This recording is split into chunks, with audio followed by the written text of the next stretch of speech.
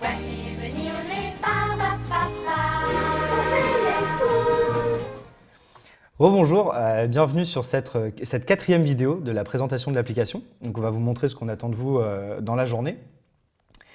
Donc le but de la journée, c'est de créer un gestionnaire d'articles. Donc vous allez créer des articles et après vous allez avoir des méthodes qui vont vous permettre d'aller chercher des articles en fonction de certains attributs.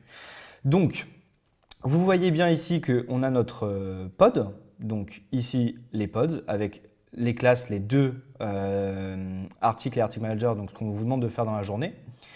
Et en haut, vous avez le pod spec, comme je vous ai montré, le readme, la licence, etc. Dans notre view controller, grosso modo, c'est ce qu'on vous demande aujourd'hui, c'est de créer un article manager. Donc vous voyez bien qu'on a importé le pod, bien sûr.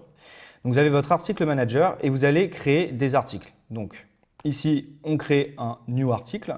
On lui ajoute un titre, un content, une date de création, une date de modification et une langue. Et après, comme je vous ai montré dans la vidéo avant, il faut bien sûr le sauver, donc on l'ajoute à la base de données. On a un deuxième article ici qui est juste en anglais. Et après, vous allez avoir des méthodes. Donc ici, pour la démo, je vous montre juste une méthode qui est, on affiche tous les articles.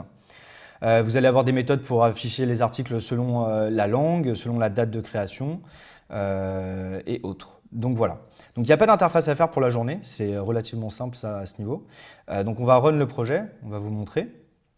Donc, hop, ça arrive. Donc le projet se lance, donc pas d'interface. En revanche, vous voyez que dans la console, qu'est-ce qu'il se passe? On a créé deux articles et du coup on les imprime et on imprime les deux. Donc il y a l'article 2 qui est imprimé et l'article 1 qui est imprimé. Donc voilà grosso modo pour la journée. À ce niveau-là, en termes de conception de l'app, elle n'est pas très compliquée. Ce qui va être dur pour vous, c'est vraiment de comment on allie les Cocoa Pods, donc les pods, avec Core Data. Parce que vous n'avez pas accès à l'App Delegate, donc ça ne va pas être aussi simple que ce que j'ai montré dans la vidéo d'avant. Donc le gros du travail, il est là. Donc ça va être un peu costaud, mais vous pouvez le faire.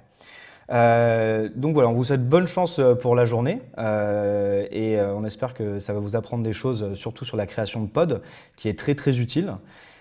Et on se retrouve tout de suite pour une petite conclusion. À tout de suite.